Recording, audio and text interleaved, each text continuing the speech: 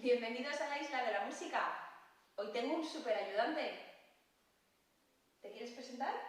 Joan. Se llama Joan, que le encanta la música. Un día Joan nos va a tocar el violín, ¿vale? Pero hoy vamos a hacer otra cosa.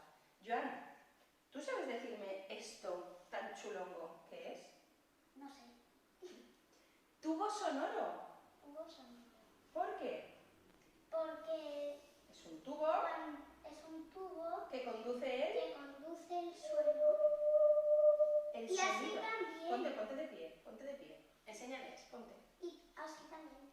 Hola. Sí, lo que pasa es que soy yo, en casa no lo pueden oír. Pero lo podéis probar cuando tengáis un tubo sonoro en casa.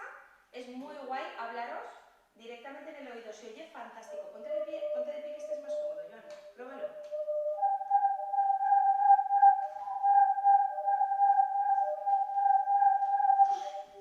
Vale. Ahora pruebo yo, ¿vale, Joan? ¿Me dejas turno, Elena?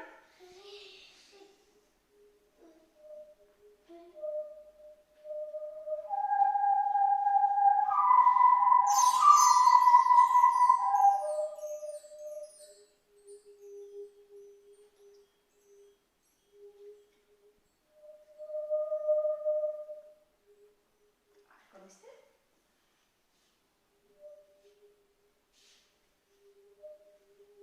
Con los dos muebles. Cuidado, no te vale, Joan.